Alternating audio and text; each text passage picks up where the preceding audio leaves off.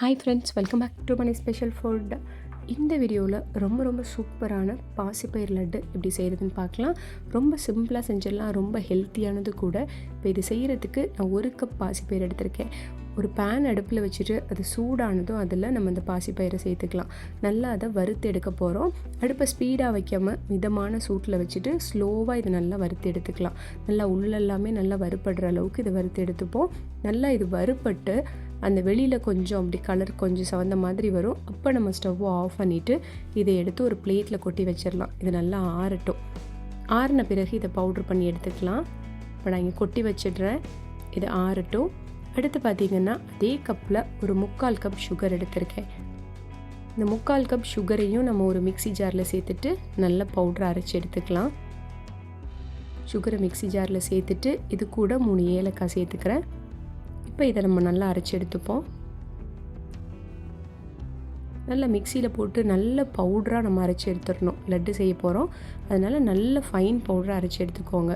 Suppose உங்களுக்கு கொஞ்சம் டவுட்டாக இருக்குது, ரொம்ப நல்லா நேவாக அரையலை அப்படின்னா ஜல்லடை வச்சு ஜலிச்சுட்டு நீங்கள் அதை சேர்த்துக்கோங்க.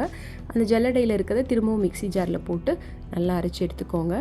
அதெல்லாம் நமக்கு கொஞ்சம் எக்ஸ்ட்ரா வேலை தான். நல்லா ஃபைனாக அரைச்சிட்டோன்னா ஒரே டைமாக அப்படியே போட்டுட்டு நம்ம லட்டு பிடிச்சிடலாம். அடுத்து பார்த்திங்கன்னா இந்த பாசிப்பயிரும் நமக்கு இங்கே நல்லா ஆறிடுச்சு. இதே மிக்சி ஜாரில் சேர்த்துட்டு இப்போ இதை அரைச்சி எடுத்துக்கலாம். இதையுமே நான் மிக்சியில் நல்ல பவுடராக அரைச்சி எடுத்துடுறேன்.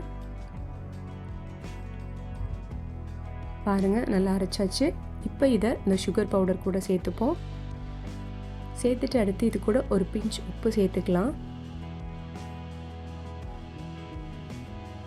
இப்போ இந்த உப்பு, சுகர் பவுடர், இந்த பாசிப்பயிறு பவுடர் இது எல்லாத்தையும் நல்லா மிக்ஸ் பண்ணி விட்டுடலாம்.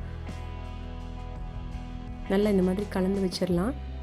அடுத்து பார்த்திங்கன்னா நான் இங்கே ஒரு கையளவுக்கு முந்திரி பருப்பு எடுத்திருக்கேன். இதை நம்ம குட்டி குட்டி பீஸாக உடச்சிக்கலாம். உடச்சிட்டு நான் நெய்யில் ரோஸ்ட் பண்ணிக்கிறேன். பெருசாக போட்டு ரோஸ்ட் பண்ணோம் அப்படின்னா நம்மளுக்கு உருண்டை பிடிக்கும் போது கொஞ்சம் கஷ்டமாக இருக்கும். அதனால் சின்னதாக உடச்சிக்கலாம். நல்லா இந்த மாதிரி உடச்சிட்டு நான் இங்கே ஒரு பேன் அடுப்பில் வச்சுட்டு அதில் ஒரு 3 டீஸ்பூன் கிட்ட நெய் சேர்த்துக்கிறேன்.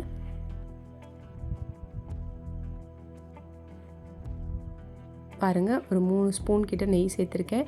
இந்த நெய் சூடானதும் இதில் நம்ம உடச்சி வச்சுருக்க அந்த முந்திரி பருப்பை சேர்த்து நல்லா வறுத்துக்கலாம்.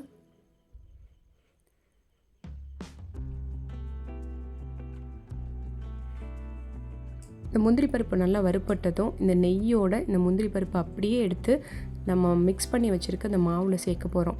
இப்போ நான் அந்த முந்திரி பருப்பு, நெய் இந்த மாவில் சேர்த்தாச்சு. சேர்த்துட்டு நம்ம நல்லா அந்த கரண்டியை வச்சு எல்லாத்தையும் ஒன்றா மிக்ஸ் பண்ணிக்கலாம். நல்லா இந்த மாதிரி கலந்து விட்டுட்டு ஒரு நிமிஷம் வெயிட் பண்ணிவிட்டு அப்புறமா கை வச்சுட்டு நம்ம இதுலேருந்து நம்ம உருண்டை பிடிச்சிக்கலாம். ஏன்னா நெய் கொஞ்சம் சூடாக இருக்கும்.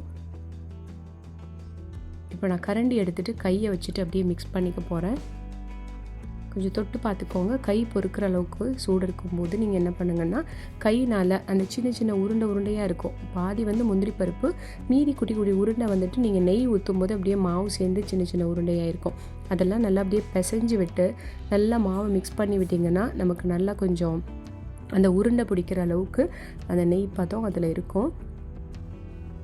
இப்படி எடுத்து உருண்டை நல்லா மாவை கொஞ்சம் நிறைய எடுத்து உருண்டை பிடிச்சோன்னா அது உருட்ட கொஞ்சம் அப்படியே உடையும் சாஃப்டாக இருக்கிறதுனால. அதனால் கொஞ்சம் பெரிய சைஸாக எடுத்து உருட்டினோன்னா கரெக்டான மீடியம் சைஸ் லட்டு உருண்டை அளவுக்கு நம்ம உருட்டி எடுத்துடலாம். சப்போஸ் உங்களுக்கு நெய் அளவு பத்தலைன்னா கொஞ்சம் சூடு பண்ணி இதில் சேர்த்து மிக்ஸ் பண்ணிக்கோங்க. இது பாருங்கள், கையில் அப்பப்போ நான் இப்படி பிசைஞ்சு விட்டேன்னா அந்த நெய்யோட ஈரப்பதம் கொஞ்சம் அந்த மாவோட சேர்ந்த மாதிரி இருக்கும். அப்போ நம்ம உருண்டையாக உருட்டி எடுத்துக்கலாம். அவ்வளோதான். இந்த மாதிரி நல்லா எல்லாத்தையும் உருட்டி எடுத்து வச்சிடலாம். ரொம்ப ஈஸியாக நம்ம இதை செஞ்சிடலாம். ஒரு 15 நிமிஷம் டைம் ஸ்பெண்ட் பண்ணாலே போதும்.